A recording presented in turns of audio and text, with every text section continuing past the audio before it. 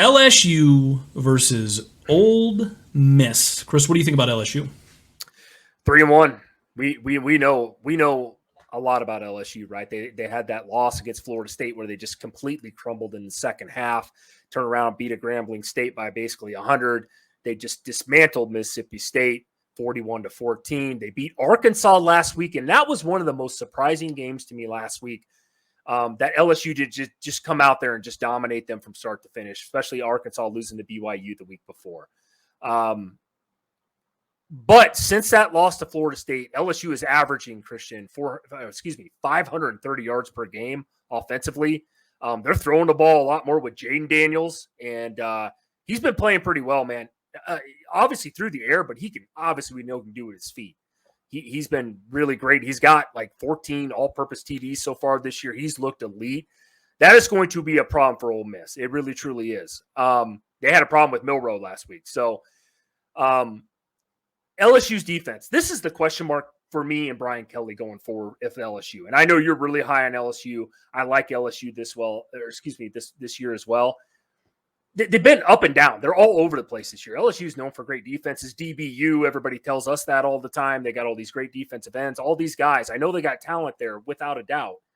But they've looked like a top 10 defense some weeks, and then they look like a bottom 30 defense at times. I don't know why they're so inconsistent, but it's Cowboys in college. Yeah, you said it. So I'm going to kick it over to you for Ole Miss, man. I don't have a lot more to say about LSU because LSU in this game to me should be better. They should be the more dominant team in this one personally. I'll kick it over to you for Ole Miss and the old Lane Train, your boy. Speaking of the Lane Train, my question is how are the Rebels going to respond to a pretty disappointing loss? I'll put it that way, to Bama. I mean, Chris, remember last year when they started off 7-0, only to lose most of their remaining games? 5 out of 6. Exactly, 5 out of 6. They need a big bounce-back game this week against a very tough LSU team, depending on the week that you play them. But Ole Miss's biggest problem over the last couple of years has been their offense going quiet in big games. You said it. We all know what Quinshon Judkins and Jackson Dart can do when they're on. I mean, they can copy. Here's my thing, Chris. Can they do what they haven't done in big games? And can they copy what Arkansas did last week, right, on offense and put up over 30 points? That's the question that I need to see. Can they put up over 30 points?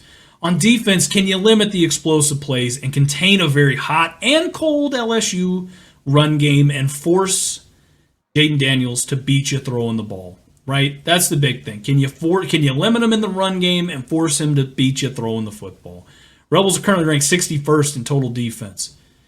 I mean, the game's at the SIP, and this game has trap written all over it for LSU. However, Kiffin's record versus top 25 teams is 3-5. He's 3-5 versus top 25 teams. I'm going to go ahead with it. Final score prediction, LSU 34, Ole Miss 24. Well, you know what? Sometimes we have to be different on this show because we just can't agree on everything. That would be boring as fuck.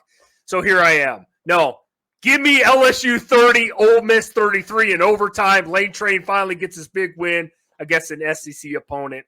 Let's go.